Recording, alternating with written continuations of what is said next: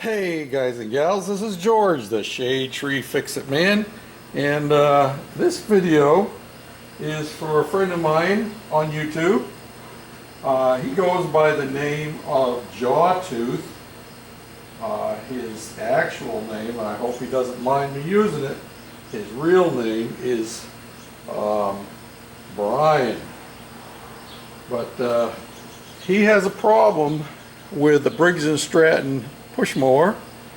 He says if he squirts starting fluid into it, it will start and run, but then it dies immediately. So I'm going to show him what he needs to do to take apart his carburetor and to find out what the problem is with it. Now the first thing is, let me swing it around here a little bit. This is the setup on a regular Briggs & Stratton motor. This happens to be the motor that is going to be going on our Snapper self-propelled mower. I painted some parts for it yesterday and I still got some more to paint yet.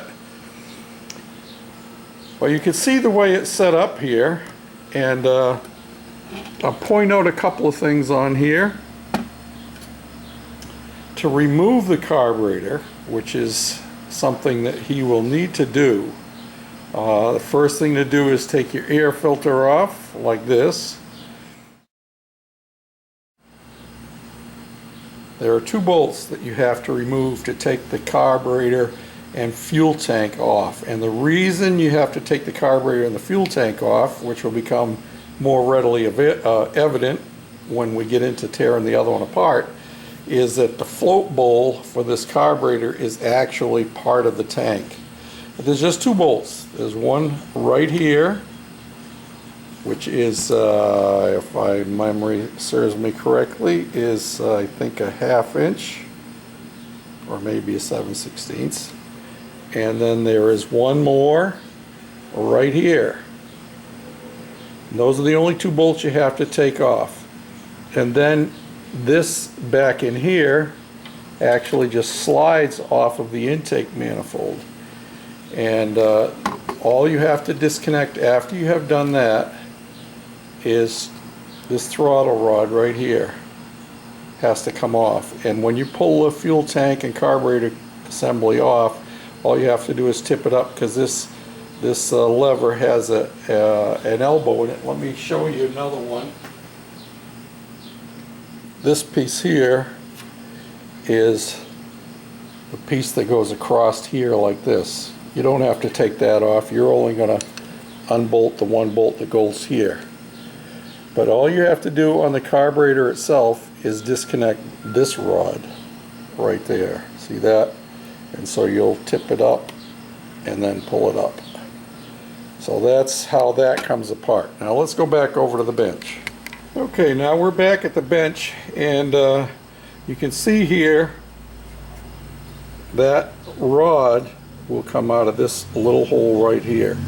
And you can see how back in here, the back side of the carburetor just has an O-ring in here, and that just pushes onto the intake manifold. That's all that is. Just a slide-on fit that slides right in there. You can see where one bolt goes there, and the other bolt goes there. So now we're going to take this carburetor right off, because as I said, the carburetor has its float bowl is actually down in the gas tank. And there are 1, 2, 3, 4, looks like 5 screws to me. I've actually had this one apart already. This was the one that came off of the other Snapper, vintage Snapper, and I couldn't get this one to work, and I'm pretty sure I know why it won't work, because well, I'll show you when I get it apart here. Whoa, hold on there. I had just pulled it off and cleaned it out.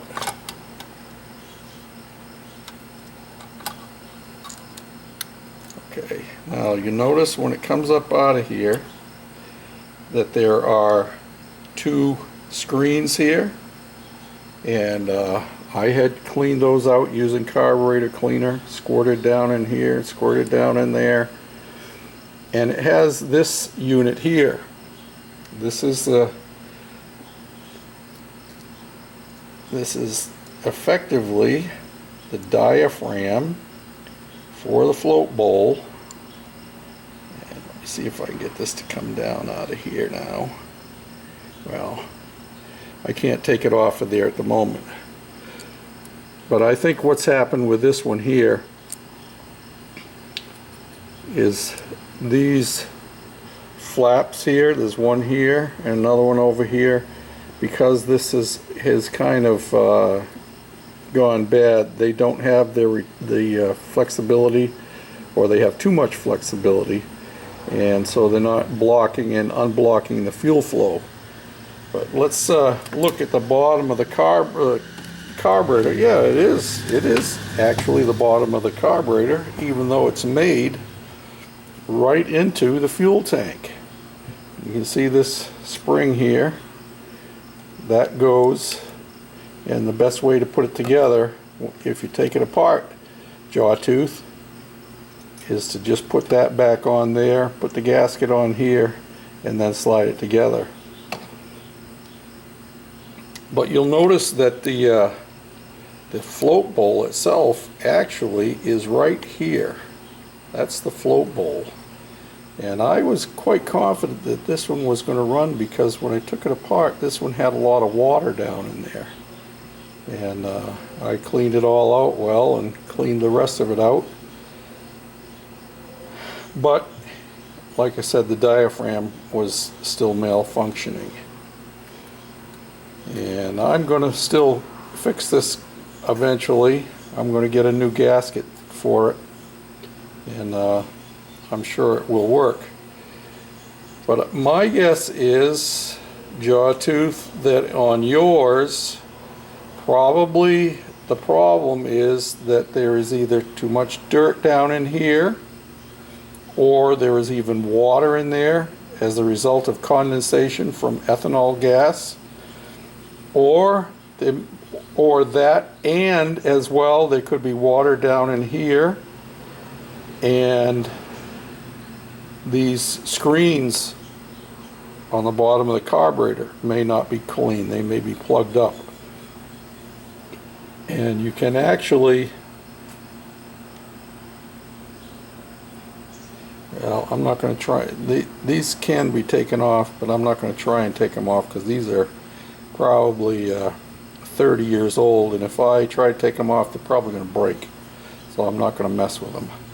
That's how you take it apart. And then to put it back together, put the spring and its ring right there, and notice that this dangling spring right here, which acts to control the needle valve that's up inside, goes right down in that hole, and you just get things lined back up and it'll drop right into place. So my guess, and this is just a guess because I haven't seen the inside of your carburetor and I haven't heard the lawnmower run or anything else, but that's my guess, that when you take this apart, you're going to find dirt and water both below where that spring that's bouncing around there goes, as well as down in the lower area. And as long as you got it off, you might as well clean the whole tank out, which is what I always do. So I hope that helps you, JawTooth, and if I can be of any more help, just let me know. Another thing that needs to be made aware of, the carburetor that we tore apart in the back is off of an old lawnmower, and the one in the front came off of a much newer one. And you'll notice that the main difference between the two is the newer one is set up with a plunger here, otherwise known as a primer bulb. See that? And because of that, and because these carburetors, this one is actually plastic, this one is pot metal, the newer ones do not have an idle adjustment screw, either for idle speed or for idle mixture. So that would make a difference to you too, JawTooth. Newer ones have no idle speed adjustment here, as this one here does. You can see the screw on there.